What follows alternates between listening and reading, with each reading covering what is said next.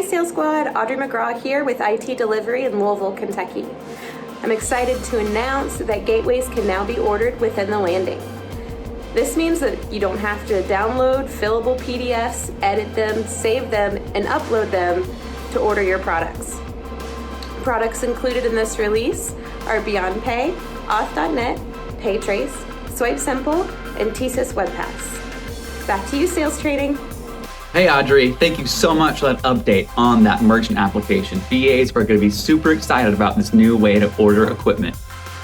So to go in this further, let's go to our friend Joe and see exactly how this new equipment order form is going to work.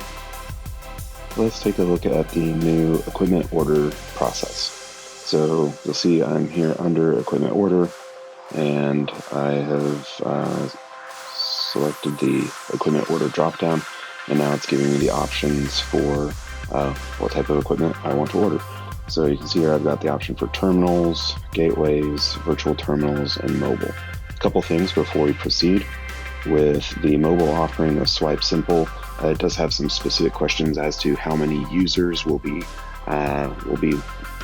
using that product, because that goes into how that merchant is going to be billed. So it'll ask you for that, and then the cost per user under there.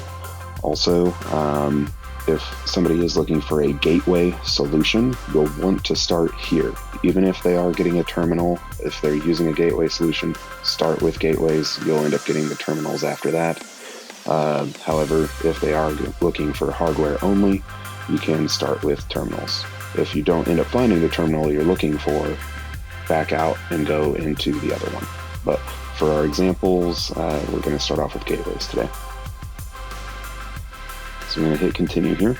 It's then going to ask me what vendor I want to go with. So in this case, I'm going to say BeyondPay. I'm going to hit continue. And then I get a few options here. So I can do the Beyond Gateway Virtual Terminal, Beyond Gateway Integrated API for e-commerce, and then BeyondPay Gateway Integrated API with hardware. I'm going to go ahead and select that one today so we can see a few different examples of what all these options are going to be. Going to hit next. Okay. So really tried to make this foolproof here. The really nice thing is, let's say I missed a field altogether. If I hit next, it's going to tell me that certain fields are required. This is built this way to really help your applications sail through the approval process. So there are fewer hiccups along the way, fewer things holding up your approval.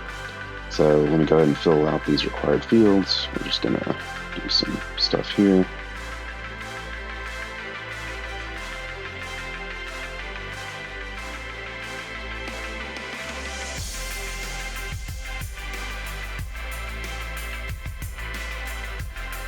So on this page, you'll notice that we've got a bunch of different options that we can choose from, but some of them are already highlighted in green, meaning that they are required.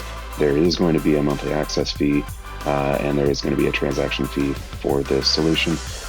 However, everything else here is optional. So, let's say that I want a monthly fee for PCI, and that that my hardware I'm going to go with is the IPP 320. All right, so I've got those things selected. I'm going to go ahead and hit next. And now on this screen, it's going to start asking me the question about how much those things are going to cost. You'll notice that for this one here, it has a default option, $6 monthly fee per location. Let's say I want to adjust that to $5. It won't let me do that because that is the default price. That is how much Beyond is getting billed for that. So I cannot mark down that price. It needs to be at least $6. Let's say, you know what, I'm just going to do $7. Similarly, on the transaction fee, I cannot mark that down. So if I try and, it's not going to let me. So let's just say we're going to do 15. And once again, another monthly fee per location. Or sorry, yeah. So yeah, let's just leave that at that.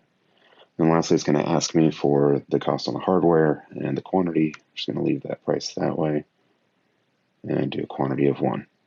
Okay. Gives me another option here. It's asking me if I want to do a installment fee for this product. I'm not going to do that at this point. I'm just going to go ahead and hit next here. Okay, so once I've added that to my cart, you can see up here I've got my shopping cart now, and up at the top of the list it has the parent item, kind of the top item. You'll notice that there's not a price attached to that because this parent item applies to everything below it. So you can see here's the different monthly fees and transaction fees that I input earlier, as well as the hardware fee for the IPP 320. Once I'm done with that, I am going to go over here and click signatures to capture my signatures. And we're going to go ahead and do in person on here. And we're going to sign the application. Review and sign. Now, this is actually a different example than the form that I filled out, so some of the data might look different. But I'm going to go ahead and scroll down to show you everything that we put in here. You'll notice on the products and service order form here, it's split up into two different grids. The top one is going to be related to the hardware that was on your order, and the bottom one is going to be related to the fees that were on your order. So you can very clearly see what's going where. And with the hardware orders and everything, you can see that they've added taxes there.